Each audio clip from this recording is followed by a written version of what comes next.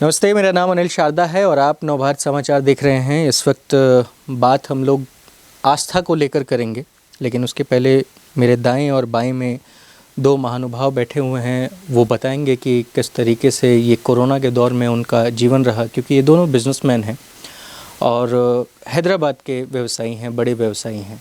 तो इनके लिए वो कोरोना का दौरान जो कार्यकाल रहा वो कैसा रहा और फिर आगे की इनकी क्या प्लानिंग्स हैं, तमाम चीज़ों को लेकर के उन सारी चीज़ों पे बातचीत होगी। तो पहले तो आप दोनों लोगों का बहुत बहुत स्वागत है हमारे शो में।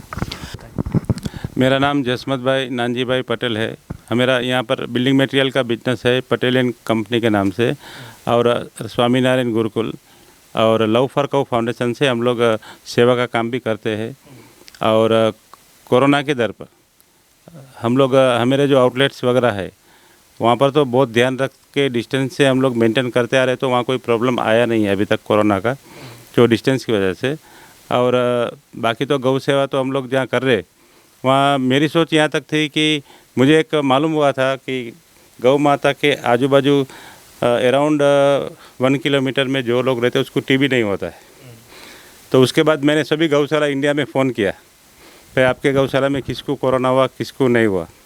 तो जो लोग मुझे बताया, तो जो गौशाला में जो वर्क जो लोग कर रहे वो लोगों को किसको भी कोरोना टच नहीं हुआ है, ये अपन बोल सकते हैं। ठीक है, इसके ऊपर हम लॉजिकली थोड़ा सा बातचीत करेंगे। आप अपना परिचय। मैं मुकेश जैन चौहान और यहाँ पर हैदराबाद में पिछले 19 साल से यहाँ पर हूँ। इसके पूर्व हम विजयवाड़ा में थे, हमारा पढ़ाई लिखाई सब विजयवाड़ा का है और यहाँ पर दवाई का छोटा दुकान है। लेकिन ज़्यादा जैसा हमारे जैन धर्म में बताया है कि समाज सेवा धर्म की सेवा, और उसी से मैं जुड़ा हुआ हूँ। हमारे यहाँ पर हैदराबाद सिकंदराबाद के त्रय नगर के जितने भी हमारे जैन समाज है, वहाँ पर जहाँ जहाँ पर भी धार्मिक कार्यक्रम हो, सामाजिक कार्यक्रम हो, जीवदया का हो, अनुकंपा का हो, यानी लोगों को मदद करने का हो, मेरे समय के अनुसार मैं ज़्यादा से ज़्यादा समय समाज के लिए, देश के लिए, राष्ट्र के लिए देता हूँ। ये यहाँ की पूरे हमारे समाज वाले सभी जानते हैं। और विशेष रूप से अभी जो यहाँ पर जो हमारे गौ रक्षा का जो यह आंदोलन अभी हाल में शुरू हुआ है, इसके पूर्व भी आंदोलन हुए थे, लेकिन अभी जो यह हमारे तिरुमला तिरुपति देवस्थानम बोर्ड के सदस्य कोलिशेट्टी शिव कुमार जी और हमारे जसमत भाई पटेल जो लव फॉर काउ फाउंडेशन के चेयरमैन हैं, उन्होंने जो यह बीड़ा उठाया है कि गौ माता का कत्ल नहीं होना चाहिए और गौ माता नहीं, गौ वंश एक भी कत्ल न हो, उस उद्देश्य से इन्होंने जो बीड़ा उठाया। और इस बीड़ा उठाने के साथ ही साथ में जो हमारा जैन धर्म, अहिंसा प्रिय धर्म, अहिंसा परमो धर्म और जीवदया प्रेमी हमारा समाज, तो हमने भी यह इसमें साथ देने का निर्णय लिया और उसी हिसाब से हम इसमें आंदोलन में जुड़े हैं। और यह आंदोलन, कई लोग कहते हैं कि आंदोलन सरकार के खिलाफ है। मैं यह पहले ही स्पष्ट करना चाहता हूँ, ये इंटरव्यू शुरू होने के पहले ही सभी को यह कहना चाहता हूँ और सभी से निवेदन भी करना चाहता हूँ कि हमारा यह गौ रक्षा का आंदोलन तेलंगाना सरकार के हित में है, सरकार के भले के लिए, और साथ ही साथ में तेलंगाना सरकार ही नहीं, पूरे भारत देश के लिए, हमारे राष्ट्र के लिए नहीं, सकल विश्व के लिए यह हितावह है। जब तक गौ वंश कटता रहेगा तब तक सुख समृद्धि हम कितना भी मेहनत करके कमा लेंगे, लेकिन कहीं ना कहीं हम उस पैसे से भी सुखी हो नहीं सकते हैं।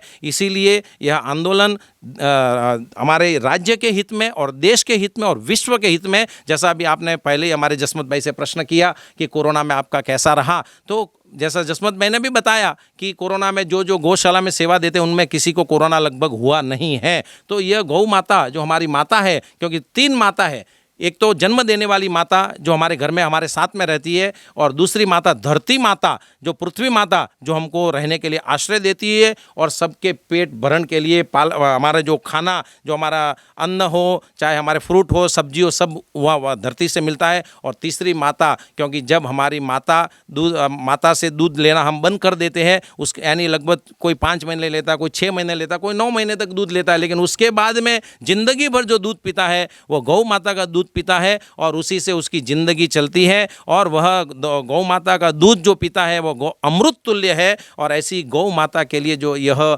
हमारा जो अभियान कोलिशेट्टी शिव कुमार जी, जसमत भाई पटेल और यहाँ हैदराबाद सिकंदराबाद नहीं, पूरे तेलंगाना नहीं, पूरे देश से भी अभी यह आंदोलन एक तरह से शुरू होने की तैयारी में है। तो यह देश के हित में है, कोई किसी सरकार के खिलाफ में हमारा आंदोलन बिल्कुल नहीं है। बेहतर है। अब अपने डिस्कशन की शुरुआत करते हैं और पहला सवाल अब मैं आप ही से लेना चाहूँगा। उसके पहले क्लियर कर दूं कि ये डिस्कशन मात्र ही है, लेकिन ज़रूरी हो जाता है कि जब किसी एक चीज़ में आपकी आस्था इतनी निरंतर अंदर तक बढ़ जाती है तो उसके लॉजिक्स पे भी सवाल उठते हैं।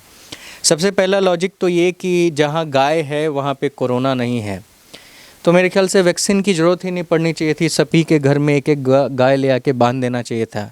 क्या ऐसा लॉजिक आपका देना है? और अगर जो लॉजिक दे रहे हैं तो आप मुझे संतुष्ट करें, बताएं किसी भी तरीके से कि वैक्सीन की ज़रूरत फिर थी या नहीं थी। देखिए, आपने बहुत ही अच्छा प्रश्न किया है।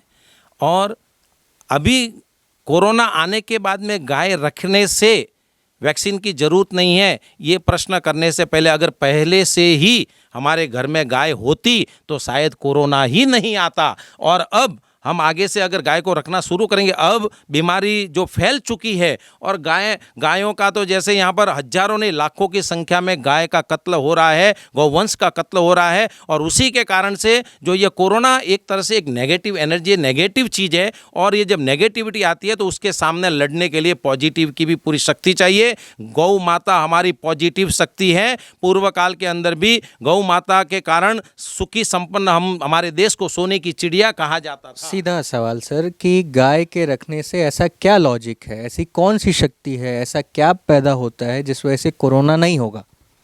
गाय के अंदर एक तो सबसे पहले गौ माता जो है या गौवंश है वो शुद्ध शाकाहारी है। दूसरी बात, गाय जो भी आहार लेती है यानी जो घास आदि खाती है, वनस्पति आदि खाती है, उसके अंदर जिस चीज़ से उसके स्वयं को और उसके बाद में उससे बाहर निकलने वाले भले दूध हो, गौमूत्र हो या गोबर हो, उसके अंदर भी उसको दवाई के रूप में उसके अंदर जो वस्तुएं उसका प्रभाव जो रहता है वो जाए ऐसी ही वो वनस्पति को, ऐसी ही घास को वो खाती है। और उससे निकलने वाला गौमूत्र हो, गोबर हो या दूध हो, वो अमृत तुल्य, अमृत यानी दवाई से भी। लेकिन जब कोरोना हुआ था अप्रैल के महीने में, एक मेरी ही साथी पत्रकार हैं, उन्होंने उत्तर प्रदेश और दिल्ली में कई जगहों पे घूमा, कई लोगों को कहा कि भाई एक काम कीजिए, ये गौमूत्र आप पी लीजिए। वो पिए नहीं, ठीक है, वो पिए नहीं, लेकिन वो लोगों के लिए कह रहे हैं कि ऐसा होता। तो अगर ऐसा होता तो मेरे ख्याल से आप ये कहना चाह रहे हैं कि सरकार मूर्ख है, वो चाहे तेलंगाना की सरकार हो या केंद्र की सरकार हो, मूर्ख है।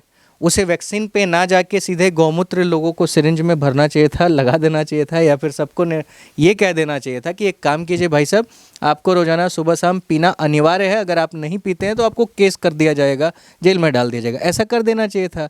फिर ये क्यों नहीं हुआ? फिर आपका लॉजिक या तो ख़राब है या फिर सरकार की मूर्खता है। नहीं, सरकार तो बहुत ही, हमारी सरकार सबसे पहले तो हमारी देश की सरकार नरेंद्र मोदी जी की सरकार बिल्कुल ही हमें कोई तरह की शंका नहीं रहनी चाहिए, क्योंकि नरेंद्र मोदी जी की सरकार, अमित शाह जी और उनकी पूरी टीम देश के लिए और देश के समृद्धि के लिए, पुनः देश को सोने की चिड़िया बनाने के लिए अपना कार्य कर रहे हैं। और बिल्कुल सरकार न तो देश की कोरोना हाँ, मैं वो उसी पे आ रहा हूँ। आपने जैसा कहा मुझे भी उसका जवाब पूरे से देना चाहिए, क्योंकि देश की सरकार, भाजपा की सरकार, एनडीए की सरकार, वो कोई मूर्ख नहीं है। और साथ ही साथ में हमारे तेलंगाना के डायनामिक मुख्यमंत्री जी श्री के चंद्रशेखर राव जी, वो भी आपने जैसा कहा वैसे नहीं, हम नहीं कहना चाहते, लेकिन बात यही आती है कि जिस तरह से, जिस रफ्तार से ये पिछले आज़ादी के बाद में 1958 के, यानी ऐसे तो आज़ादी हमारी 1947 में मिली, लेकिन 58 के बाद में ये गौवंश का कत्ल जो शुरू हुआ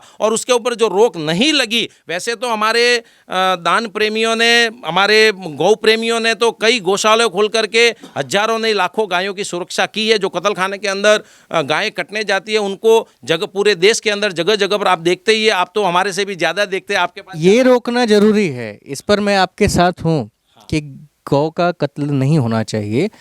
हैदराबाद में भी बहुत सारी चीज़ें ऐसी रही हैं जो लगातार चल रहा है, उत्तर प्रदेश में भी ऐसे बहुत सारे हैं जगह, लेकिन जो लॉजिक है कि सरकार ने ये अनिवार्य क्यों नहीं किया कि गौमूत्र ही पीजिए।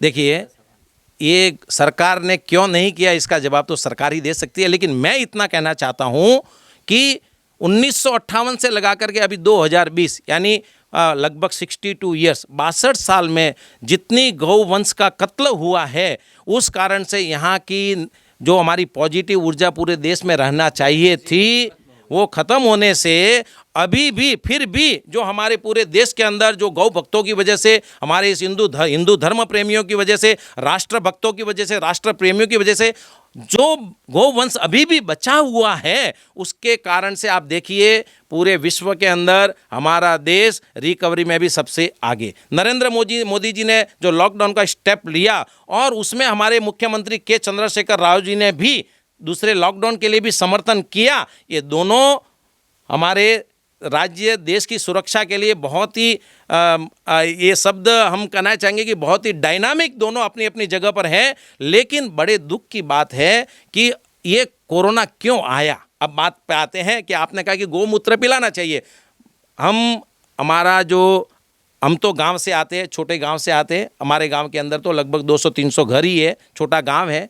लेकिन जब तक हम हमारे गांव में छोटे थे, जब वहाँ पढ़ते थे, तो उस समय में हमारे घर के बाहर भी गोबर का लेपन होता था, लीपन बोलते हैं उसको। तो वहाँ बीमारियाँ कहाँ थी? वहाँ मेरे को ध्यान है कि मेरे दादाजी जब 70 वर्ष के हुए तब तक भी शायद उन्होंने एक भी अंग्रेजी दवा शायद गोली हमने हमारी नज़रों से, मेरी उम्र के हिसाब से नहीं देखी। तो वो गौ का दूध आता था, गोबर यूज होता था और गौमूत्र भी सेवन करते थे। अभी भी आज भी कई बीमारियां अपन यहाँ इस देश में रह करके भी गौमूत्र को समझ नहीं पाए हैं, क्योंकि सरकार अपने कुछ कारणों से कहीं कहीं पर सरकार की रुकावटें, उनकी जो उनको जहाँ पर कुछ बेड़ियाँ भी शायद ऐसा बोल सकते हैं, क्योंकि ऐसे कानून बनाए, कोई विदेशों के साथ भी कुछ जिस तरह से पहले एग्रीमेंट हुए से होंगे शायद, तो उसके लिए उनको अपनी मर्यादा में रह करके कार्य करना होता है। पूरे देश को चलाना है, ऐसे तुरंत निर्णय नहीं ले सकते हैं। लेकिन हमारे भारत की सरकार बहुत ही हमारे देश के समृद्धि के लिए, मैं अभी भी कहता हूँ, बार बार कहता हूँ, पुनः सोने की चिड़िया अगर बनाना है तो हमारे नरेंद्र मोदी जी और अमित शाह की सरकार बनाएगी। और अभी जैसे मैं इस विषय से थोड़ा और आगे बढ़ना चाहता हूँ, जिस तरह से हमारे दोबारा आपसे आऊँगा, थोड़ा पटेल जी से भी मैं बात कर लूँ। आप कोविड पॉजिटिव हुए थे जैसा कि आपने बताया। हाँ जी, हुआ था। मैं आपकी गौशाला भी है, तो गौशाला में तो मैं रहता नहीं ना भैया, मैं तो घर पे रहता हूँ। तो एक गाय बांध लेनी चाहिए थी ना सर आपको अपने घर पे। घर पे वहाँ व्यवस्था नहीं है। आज मेरे पास 5 गौशाला, एक गौशाला नहीं है। मेरे पास 5 गौशाला है, 5-6 दूसरे मेरे कनेक्टिव में है। लेकिन अपन गौमूत्र भी पीते नहीं थे जब, ये इसलिए था कि मेरे को थोड़ा एक अल्सर का प्रॉब्लम हुआ था, तो गौमूत्र पीने का ना बोले थे। और कोरोना में मैं आपको बोलता हूँ कि जो ऑक्सीजन का जो जैसा कि सर ने कहा कि गौमूत्र जो है बहुत ज़्यादा पवित्र है, उसको पीने से तमाम तरह की बीमारियां खत्म होती हैं। वो भी मैं आपको तो फिर डॉक्टर ने क्यों मना किया? मुझे मना इसलिए किया था कि अल्सर था, पेट में ब्लड का थोड़ा प्रॉब्लम था और गौमूत्र थोड़ा हीट रहता है। मैं आपको बताता हूँ, जो मेरे पिताजी अभी 84 एज के है, मेरे नानी 105 साल की है, आज भी अभी योगा करती है, गौमूत्र लेती है, गौ के प्रोडक्ट यूज़ करती है, कोई दवाई नहीं ली अभी तक। आज आप जो बोल रहे हैं मेरे को कि गौ माता में ऑक्सीजन होता है 24 आवर्स, और कोरोना में उसी की ज़रूरत पड़ती है। और मैं ये ट्राई किया था, जब घर से आने के बाद गौशाला डेली जाता था, 2-3 घंटा गाय के पास ही बैठता था, और मेरे को बहुत उससे राहत मिला। जो ऑक्सीजन जो उनका आ रहा था उससे मेरे को बहुत राहत हुआ। और मैं जब गौमूत्र भी शुरू किया, गोबर को क्या करता था, गौमूत्र में मिला के पीता था, तो उससे जो पेट जो क्लीन होता है, इतना जल्दी पेट एकदम क्लीन होता था, ये मैंने देखा। और मेरे को एकदम भूख लगती थी उससे, और खाने का इतना मज़ा आता था। तो ये मैंने उसमें देखा है कि कोरोना में जो गौ माता सपोर्ट करती है, एक तो ऑक्सीजन, एक उसका गोबर और एक उसका मूत्र, इससे अपन को पेट के अंदर और आपका जो खाने पीने का जो सिस्टम है, डाइजेशन फुल होता है, आराम से आप खा सकते। तो गौ माता का है उसमें फ़ायदा। आज रामदेव बाबा क्या करते हैं, जो दवाई उनकी निकली कोरोनिल, वो गौमूत्र में, उसमें हर एक चीज़ है, उसके अंदर गोबर भी है, गौमूत्र भी है, गौ प्रोडक्ट उसमें जो लिए है वो लोगों ने। तो अपने से तो ज़्यादा उनका एक्सपीरियंस है, अपन तो बच्चे हैं उनके सामने, गुरुजी के सामने। तो ये क्यों लिया उसने, तो उसमें कुछ है। और आज देखो शास्त्र आप उठाइए, एक गौशाला, जो ऋषि मुनि जो आश्रम में रहते थे, 1-1 लाख 2-2 लाख गायों के बीच में हवन करते थे। जो हवन गौ माता का जो प्योर घी से जो हवन होता है, उसमें ऑक्सीजन ही ऊर्जा ही है, तो उससे आपको कोरोना में बहुत फ़ायदा होता है। मैं भी किया था घर पे आके हवन, मुझे मालूम था ये चीज़ का, तो मुझे उससे बहुत राहत मिला। जो मेरा प्रैक्टिकल जो ये चीज़ है, मेरे को उससे बहुत फ़ायदा हुआ। अच्छा, ये गौशाला वगैरह, फिर आप लोग कई सारे हवन अभी ऑर्गेनाइज करने वाले हैं, क्या कंसेप्ट है इसका, क्या चीज़ है? अभी देखिए, एक मेरे नरसापुर में सत्यवीर जी स्वामी है, उनका गौशाला है, तो पुत्रक कामेष्टि यज्ञ अभी 28 जनवरी को कर रहे हैं। और इस हवन में एक ही उद्देश्य है कि उससे हम लोग, इससे पहले भी वो पुत्र प्राप्ति के लिए है। पुत्र प्राप्ति के लिए इससे पहले भी उसने किया था, और वो भी 90% तो रिजल्ट उनको आया बोल के बोल रहे, मैं तो देखा नहीं है, तो अभी भी कर रहे हैं। तो जिसको भी चाहिए वो आ सकते हैं हवन में। नरसापुर 28। गुरुजी कौन है गुरुजी? सत्यवीर स्वामी जी है, और बहुत रामदेव बाबा का भी मेरे ख्याल से वो कनेक्टिव है, और बहुत होशियार स्वामी जी है। ये देखिए मेरा प्रैक्टिकल मैं आपको बताऊंगा कि हवन के अंदर 100% फ़ायदा है। मैंने अभी अभी एक हवन ऐसा किया था कि जो दो जोड़ी नई नई का रिश्ता हुआ था कोरोना में, और दोनों को बहुत गड़बड़ हो गया था फैमिली के बीच में। तो बाद में हमारे महाराज से पूछा तो उसने एक रास्ता बताया, और हम लोगों ने वो हवन करा, और ज़बरदस्त हुआ हवन। और जो शादी नहीं होने वाला था और वो शादी होगा सामने से, एक दूसरे 10 दिन में जो उसका रिजल्ट आया है। वैसा नहीं है कि इसमें अगर सही मंत्रों से सही उच्चार से आज अपना जो हवन कार्यक्रम होता है तो उसमें ज़्यादातर लोगों को ये रिजल्ट मिला है, और उसको जो चीज़ प्राप्त करना है हवन से प्राप्त हुआ है। और ये मेरी नज़र की अभी की बात है, कोरोना की बात है ये। और जैसा स्वामी जी ने आप बोला है, तो हर एक स्वामी में ताकत है, क्यों नहीं है। आज जो बाबा लोग हैं उनके साथ कितने लोग आते थे? आज 1000-2000 लोग नहीं आते थे उनके पास। आज मैं बोलूँ तो मैं मीटिंग लगाया तो मेरे पास कितने लोग आएंगे? मैं फ़ोन करा उतने ही आएंगे। और बाबा लोग को फ़ोन का ज़रूरत नहीं है, लाखों लोग उनके पास जाते हैं। उनके पास कुछ है, भगवान ने कुछ कला दी है, कुछ शास्त्र का ज्ञान दिया है। बाकी तो जीवन का चेंजेस तो आज कलयुग के हिसाब से अपन कुछ भी नहीं बोल सकते किसका कैसा जीवन है। कलयुग हर एक आदमी को घुमा देता है, अपने शास्त्रों में लिखा हुआ है। आज जो मैं सत्यवीर बाबा का दूसरों का बोलता हूँ वो तो आप देखिए, आप जाके उनका तो अपन को पता चलता है, उनके बॉडी के हिसाब से हड्डियाँ दिख रहे हैं, उनके सेवा, आज गाय की सेवा खुद कर रहे हो। जो संत लोग उनका जो मेहनत से जो काम करते हैं, और जिसको पैसे का लोभ नहीं है उसको तो सवाल ही नहीं है कोई प्रॉब्लम आने का। बाकी चेंजेस आता है, कभी कभी अलग अलग रूप से चेंज आता है, उसको तो अपन बोल नहीं सकते। बाकी बाबा लोग कोई गलत हो ही नहीं सकते। जो हिंदू शास्त्र जिसको मालूम है, और जो लोग शास्त्रों के हिसाब से चल रहे। एक तो सबसे बड़ी बात होती है कि वो शास्त्र कई लोग रट्टा भी मार लेते हैं, जैसे कि ये आशाराम वगैरह ये लोग थे। आप आशाराम और ये राम रहीम वगैरह को गलत मानते हैं कि नहीं? देखो अभी आशाराम बाबू को तो मैं गलत नहीं मानता, राम रहीम का मुझे नहीं मालूम है। आशाराम बाबू गलत नहीं थे, मैं बहुत उनके करीब में था, और उनका जो विचार और उनका जो आज मैं ज़्यादातर क्या देखता हूँ कि एक आदमी कितने को काम आता है। बाबा रहने दो या चाहे आप रहने दो या आपकी टीवी रहने दो, मैं आपका टीवी को भी गुरु मानता हूँ कि आज कितनी कितनी चीज़ आज पब्लिक के सामने रख रही है, तो ये गुरु ही है। टीवी गुरु को मानता हूँ। आज मैं घर पे माला जपता हूँ, रोज़ 9 कलाक माला जपता हूँ, मैं टीवी को गुरु मान के करता हूँ। क्यों बोलते? उसमें जो कथा आती है उसका जो मुझे ज्ञान मिलता है। आज रामदेव बाबा का कितने लोगों को ज्ञान मिला है। आपको एक ही बात बोलता हूँ कि महाराष्ट्र का मुझे मालूम है, मैं घूमते रहता हूँ, वहाँ की पब्लिक बाबा को इतनी मानती है और इतना उसको ज्ञान मिलता है। बाबा महाराष्ट्र से ही हैं? पता नहीं, बाबा तो मेरे ख्याल से किधर के मुझे नहीं मालूम है, लेकिन उनको इतना जो लोगों ने पकड़ के रखा है। तो बाबा की बात कौन सी सुन रहे हो लोग? बाबा गलत है बोल के नहीं सुन रहे हो। आप बाबा को गलत बता नहीं सकते।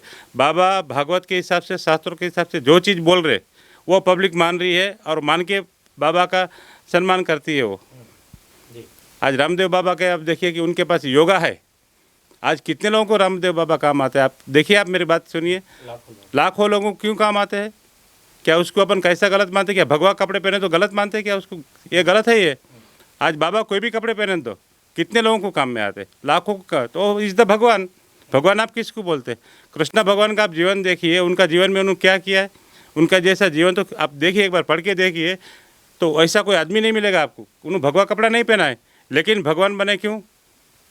भगवान क्यों बने कि इतने लोगों को उन्होंने काम किया है, निस्वार्थ, उनके पास स्वार्थ नहीं था, हर एक आदमी को काम में आए हैं, इसलिए वो भगवान बने। आज कोई भी व्यक्ति अच्छा काम करता है, समाज के लिए काम करता है, वो आदमी भगवान स्वरूप ही मानता हूँ मैं। ठीक, बेहतर। तो इसको आखिरी ओर लेके जाएंगे, लेकिन आपकी बाइट लेनी ज़रूरी है। आपसे 1-2 सवाल हैं, क्योंकि आप बड़ा कड़क सरकारों को भी लेकर के बोलते हैं। गौ हत्या रुक कहाँ रही है? अभी ये गौ हत्या कहाँ पर रुक रही है, इसके पहले मैं थोड़ा स्वामी जी के बारे में भी, अगर आपकी अनुमति हो तो 2 शब्द बोलना चाहूँगा।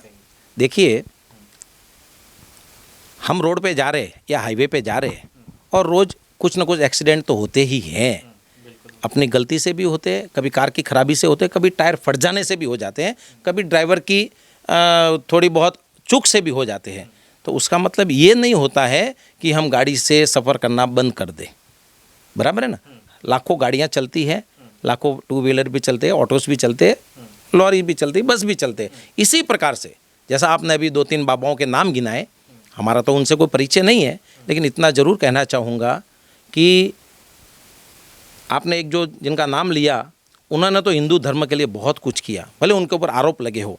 और इस दुनिया के अंदर आशाराम, इस दुनिया के अंदर नाम ले लीजिए आशाराम। मैं किसी का नाम क्यों बोले, तो हमारे जैन धर्म के हिसाब से अगर कोई गलती भी करता है ना, तो उसको भी अपन गलत कहने का अधिकार हमारे में किसी को नहीं दिया गया है।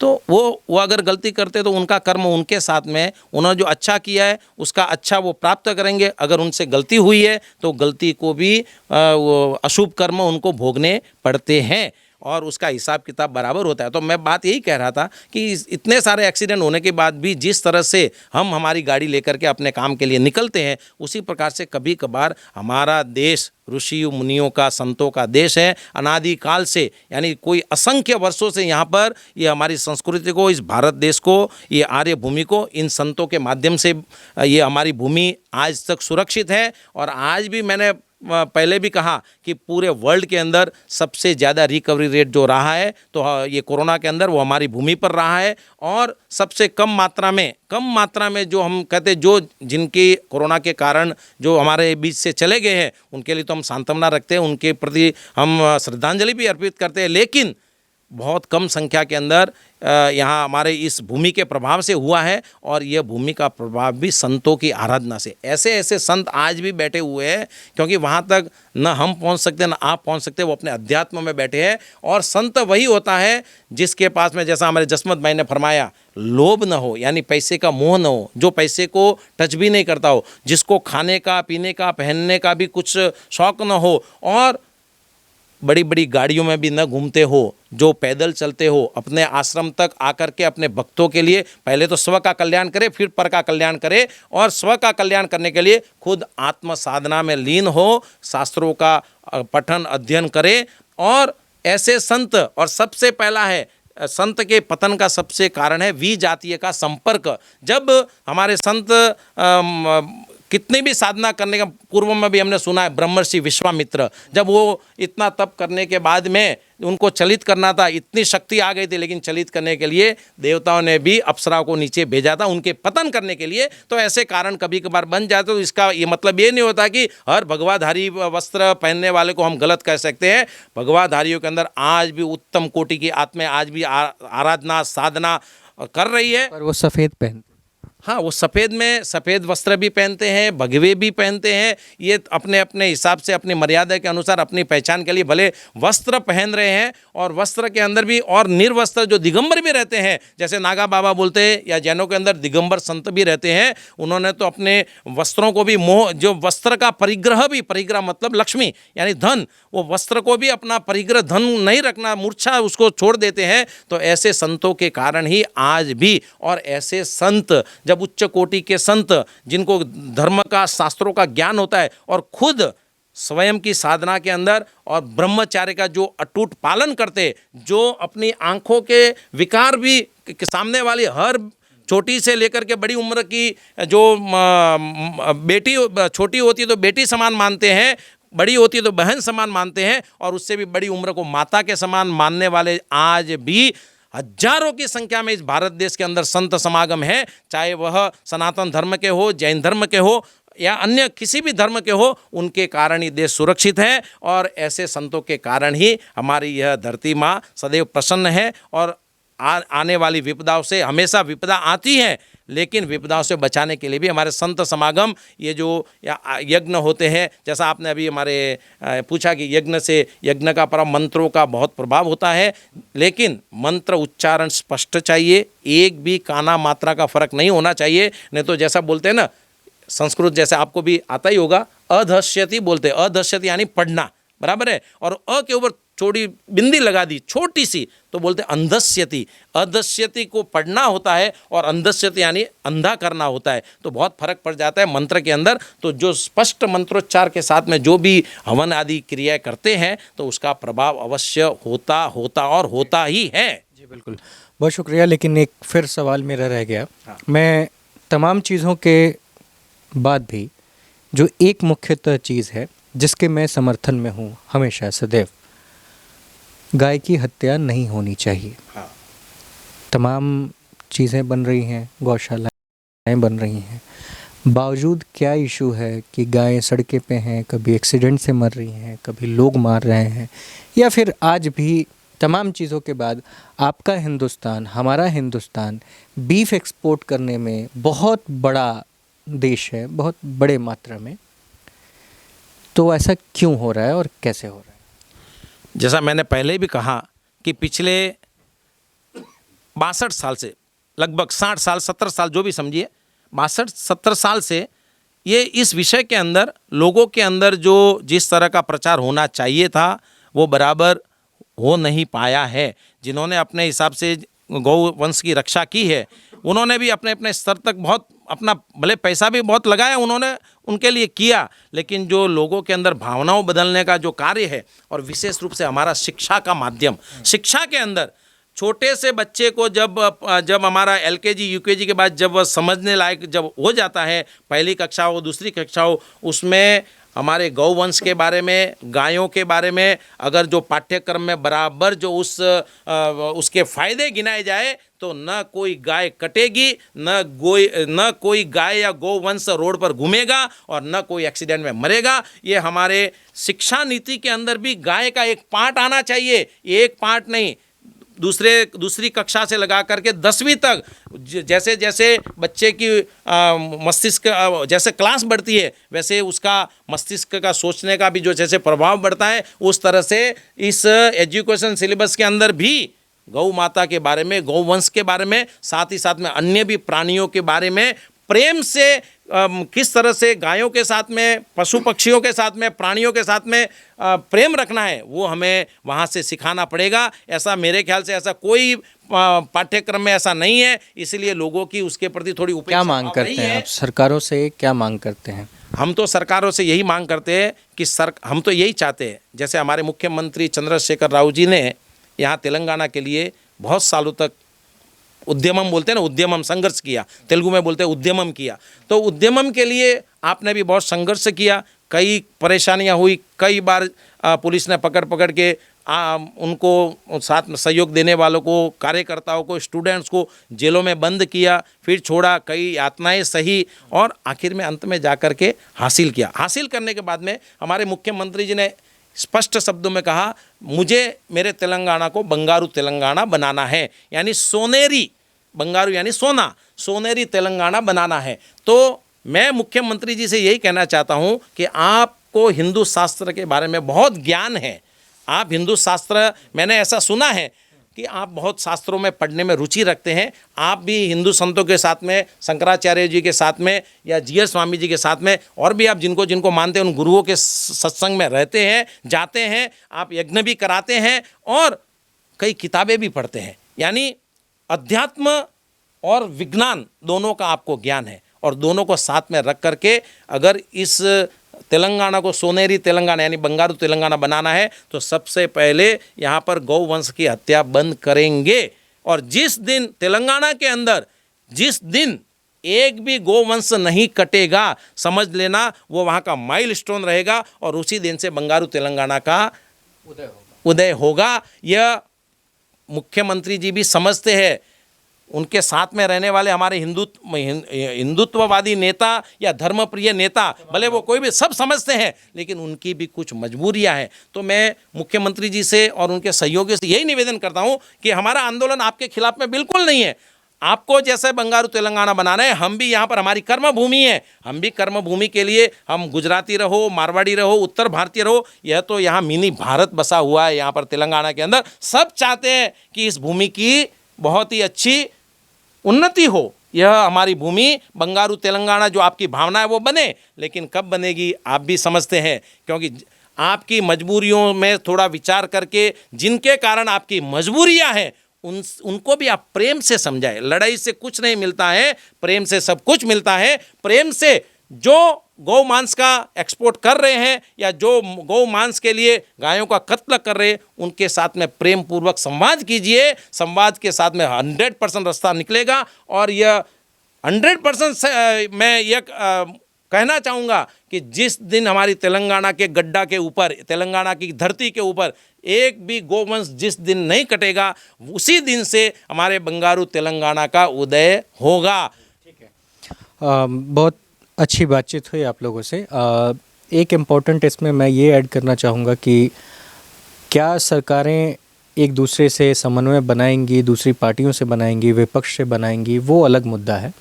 पर अगर आप बहुमत के साथ एक सरकार को चला रहे हैं तो इम्पोर्टेंट ये है कि आप कानून लेके आएँ। ठीक है, अगर आप एक कानून लेके आते हैं और उसको सही तरीके से इम्प्लीमेंट किया जाता है जो सरकारी तंत्र हैं उनके द्वारा, तो शायद ये सारी चीज़ें नहीं होंगी। तो उनका ख्याल रखना बेहद ज़रूरी है। फ़िलहाल इस वीडियो में इतना ही। मेरा नाम अनिल शारदा है। आप जी बताइए। जैसा कि अभी हमारे मुकेश भाई ने बोला है कि यहाँ पर राजस्थानी, गुजराती, मारवाड़ी ये सब समाज, और हमारे साथ अभी जो है सभी समाज है, तेलुगु वाले हैं, हर एक समाज के। आज अपने हमारे जो परसों 8 तारीख को जो सड़क रोको, गौ सड़क रोको का जो कार्यक्रम हुआ था, उसमें एक भी समाज ऐसा नहीं है कि हमारे साथ नहीं है। मुस्लिम भी भैया थे जो गौ भगत है। आज ऐसा नहीं है कि सिर्फ गाय हिंदू की सब लोग साथ में है। आज हम लोग किसी अलग नहीं है। तेलुगु समाज इतना था वहाँ पर कि हमारे उतना ही था, कोई कमी नहीं था ऐसा। और गौ रक्षा करना अपना धर्म है। मेरा लव फॉर गौ जो हम लोग प्रचार करते हैं, इसमें हम लोग यही सिखाते हैं कि घर बैठे गौ का कैसा रक्षा हो। तो हम लोग यही बताते हैं कि भाई गौ माता को रोज़ आप घर पे एक हुंडी रखो, रोज़ 1 रुपया दीजिए, उसके बाद गौ का दूध पीजिए। ये मेरा नारा है। और संडे टू संडे गौशाला जाना है सबको। ये एक प्रैक्टिस है भाई। गौशाला आप गए तो जहाँ गौशाला बूढ़ी गाय है उसके लिए जो हम 1 रुपया जो जमा कर रहे उस गौशाला की गाय को काम आएगा। और दूध आप जो पियेंगे वो जवान गाय जो घर पे गाया है वो अपन को उसे अपन बचा सकते गाय माता को।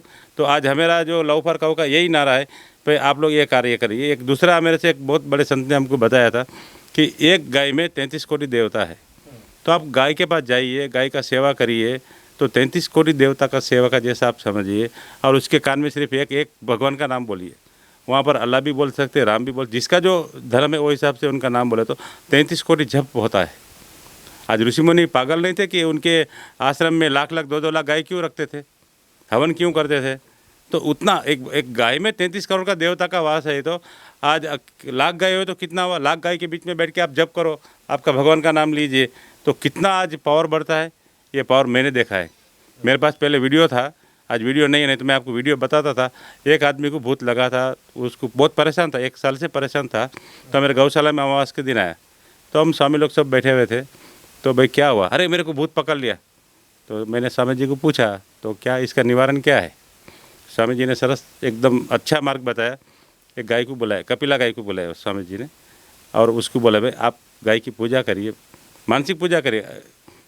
तो उसने रियल पूजा करके बोले गाय के कान में आपका जो भगवान का नाम बोलिए। तो आराम से बैठ के वो भगवान का नाम ले रहा। हम लोग सब देख रहे, बहुत जने थे वहाँ पर, तेलुगु लोग भी थे, सभी लोग थे। तो थोड़ी देर में उस आदमी का ऐसा एक हवा जैसा आया और आदमी सीधा हुआ गिर गया। और क्या बोला मालूम है वो, हाइस बोला। मेरे गुजराती में हाइस बोले तो बस मैं फ्री हो गया, मुक्त हो गया, भूत से मुक्त हो गया। उसके बाद भी आज यहाँ है उन्होंने, और वो बोलता है कि उसके बाद मुझे कोई प्रॉब्लम नहीं आया है। तो ये तमाम चीज़ें हैं। खैर इस वीडियो में सिर्फ इतना ही। मेरा नाम अनिल शारदा है। आप नवभारत समाचार देख रहे हैं। बहुत बहुत शुक्रिया।